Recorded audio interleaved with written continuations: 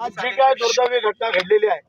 आमचा मंगेश तालुके ह्याची जी काय निगरून हत्या, सकाळी आपल्या मुलीला मला वाटतं शाळेत सोडायला काहीतरी चाललेला होता आणि जी काय 5-10 लोकांनी काय येऊन त्याच्यावरती निगरून हल्ला केला आणि त्याला आयुष्यातून उठून लावलेला आहे। जे प्लॅनिंग मास्टर आहेत सुधाकर घारे आणि भरत भगत, त्यानंतर ज्यांचा पराभव केला, कारण आमचा हा मंगेशची दुसरी टर्म आहे त्याची नगरसेवक पदाची निवडून यायची, त्याची आणि आता पत्नी। आमदारकीच्या वेळेला त्यांनी एवढं प्रामाणिकपणे काम केलं की माझ्या या खोपोली नगरपालिकेने आमचा आमदार इथून निवडून दिला, त्यामध्ये श्रेयाचा वाटा आमच्या मंगेशचा होता आणि हे खुपत होतं त्यांना कुठेतरी, आणि त्या अनुषंगाने कालचा जो पराभव जो नगरसेवक पदाचा झाला तो त्यांच्या जिवारी लागला आणि त्याच्यामुळे ह्या मंगेशची आमच्या निगरून हत्या केलेली आहे। आज जर आपण पाहिलं तर त्यांचे कर्ते करविते इकडं सभा घेऊन गेले, सगळे गेले, आणि कालपर्यंत जे काय दुसऱ्यावरती शिंतोडे उडत होते ते आज त्यांच्या कार्यकर्त्यांनी काय केलं आहे हे पण त्यांनी पाहावं की एका गरीब कुटुंबातल्या आमच्या या कार्यकर्त्याला त्यांनी आयुष्यातून उठवलेलं आहे। आमची पोलीस स्टेशनला, पोलिसांना, आमच्या SP सगळ्यांना विनंती आहे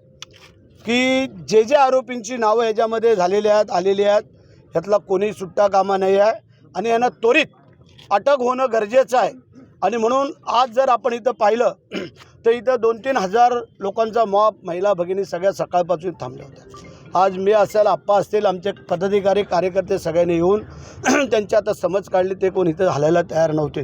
परंतु पोलिसांना पण काम करण्यासाठी मिळायला पाहिजे म्हणून करता आम्ही त्यांना सगळ्यांची समज काढली।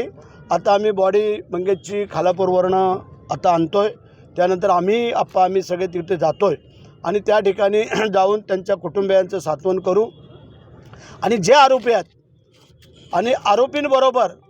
जे इथले पोलीस इन्स्पेक्टर हिरे ह्यांच्याकडून जी काय चूक झालेली आहे, कारण तो त्या आरोपींचा मित्र आहे हिरे म्हणून असं आता संबोधलं गेलेलं आहे, कारण त्याच्याकडं काल तक्रार दिली गेली, त्यांनी तक्रार घेतली नाही आहे, कारण आमच्या मंगेशला कळलं होतं की आपल्याला मारण्यासाठी यांची प्लॅनिंग चालू आहे, म्हणजे त्या हिरेनी, परंतु हिरे हा त्यांचा मित्र, त्यांच्या पार्टीला बसणं, उठबस करणं, त्यांच्या सगळ्या गोष्टीला, आणि म्हणून करता हिरेवरती पण कारवाई व्हायला पाहिजे असं माझ्या तमाम कार्यकर्ते बंधू भगिनींचं म्हणणं आहे। आणि आमच्या SP मॅडमना पण म्हणणं आहे की ज्या हिरेने हलगर्जीपणा केलेला आहे त्याला त्वरित इथून निलंबित करून ह्याला इथून बदली करून द्यावं अशी आमची विनंती राहील आणि आमच्या मंगेशला न्याय द्यावा। सर, यामागं मास्टर माइंड कोण असण्याचे संकेत आहेत काही? मगाशी जे काय आम्ही सांगितलं